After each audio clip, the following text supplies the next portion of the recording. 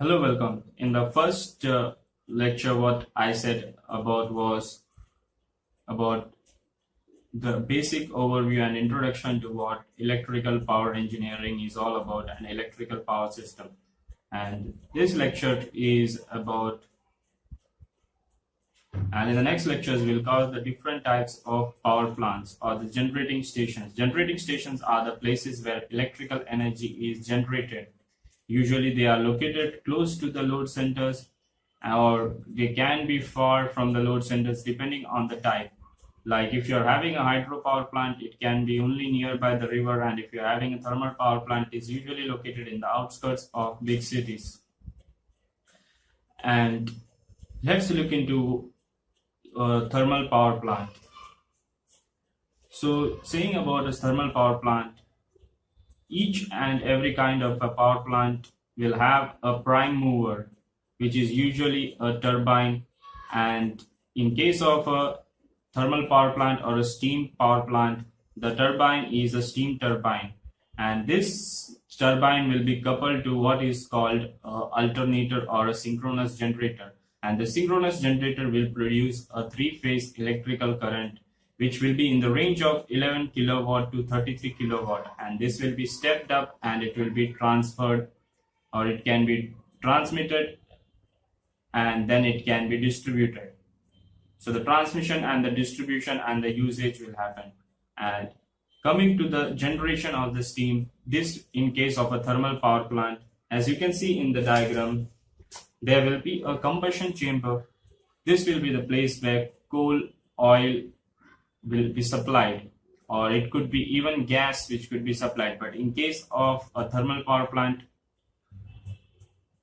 it will be coal most of the times. And again, in the combustion chamber, the water will be heated. The combustion chamber will be a closed boiler, and in that boiler, when the coal is burned, coal is burned, hot air will be produced, and water will be supplied using water tubes. And once the water tubes come in contact with the hot air, steam will be generated in that tube, and the steam generated in the boiler, which is fed hot air from the combustion chamber, will be supplied to the turbine. So the steam will hit the turbine blades, and this will cause the rotation of the turbine blades. And this will again cause the rotation of the alternator, which is coupled to the turbine. And this is a synchronous generator, and the steam leaving the turbine is usually condensed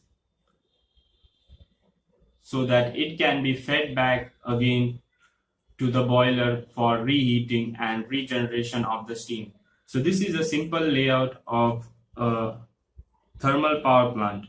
And some other factors which you have to consider while you are talking about thermal power plant or coal-based power plant is that while deciding the construction, such plants are decided on the basis of availability of large amount of coal. So in certain countries and certain areas, the availability and transport of coal is very simple and easy. And in such kind of areas, thermal power plant becomes more economical. Also, considering the fact that coal is cheap. But nowadays, people are moving from thermal power plant to nuclear power plant or hydro power plant, as thermal power plant is not very environment friendly.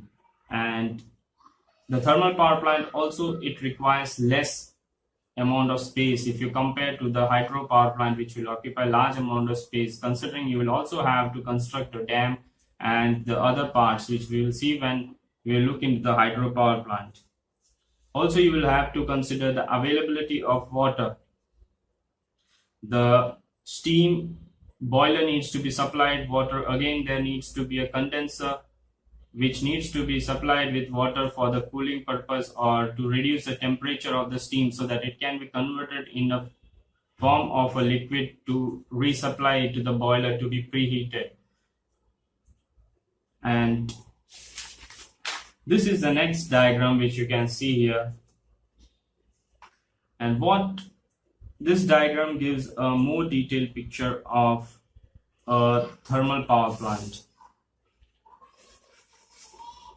So if you can see that in this diagram there is a boiler, and this boiler is supplied coal from the handling plant or the coal handling plant. And one important thing you need to consider here is that there are two additional equipments or three additional equipments which are present from the previous diagram. In this diagram, they are the superheater, economizer, and the air preheater. So the coal will be supplied from the coal handling plant, and it will be supplied to the boiler in the heated form from the furnace. And the furnace will generate hot air which will be circulated in the boiler, and the boiler will have the tubes of water which will be used to generate steam. So once the steam is being generated in the boiler and is being supplied to the turbine, the flue gases or the gases which are being generated in the boiler can be supplied to the or can be routed in such a way that it passes through a device known as superheater.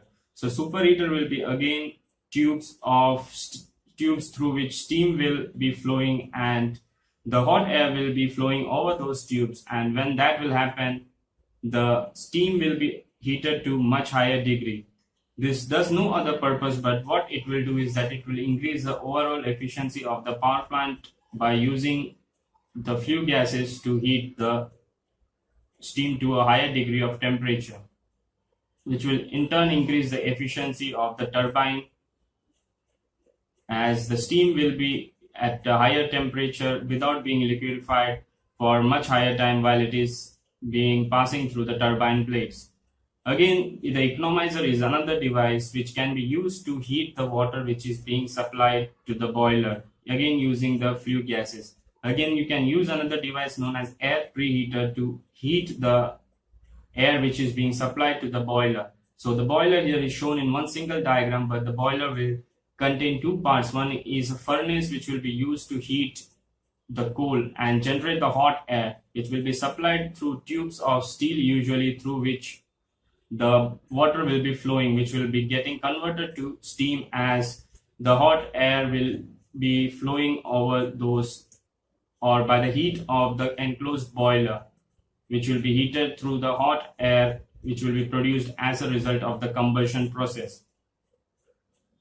Again, while the steam is leaving the turbine, it is condensed so that the steam will not be in liquid form. It will have to be brought in a close to liquid form so that it can be supplied back to the boiler to be preheated again.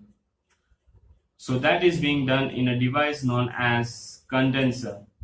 Also, the condenser will have to be supplied cold water from a source like a river or a canal or any other kinds of artificial medium like a hot cold water lake or a well which is formed nearby. It has to be done in such a way so that the cold water can be circulated in the condenser, and this will enable the cooling of the steam. So these are the important parts, and the alternator is the synchronous generator, which will be used to generate electricity, and this electricity in case of all the modern power plants will be generated in three-phase, and this three-phase electricity will be in the range of 11 kilowatt to 33 kilowatt. Usually 11 kV is the standard of generation of electricity, and this will be stepped up to the transmission, and again it will be stepped down at the time of distribution. So that's all about knowing about thermal power plants or steam power plants. The working will be almost same for the other kinds of power plants, like if you are employing gas like for the heating of the boiler, or if you are employing for fuels like petrol or diesel. So there are different kinds of power plants which you can use, but the main aim of the steam power plants will be to generate the steam which can be flowed through the turbines, causing the rotation of the turbine and generation of electricity of the coupled alternator or synchronous generator. That's all. If you like this video, please do subscribe, like and comment. Also do watch the next video, which will be about the hydro power plant and later about the solar power plant and the wind power plants.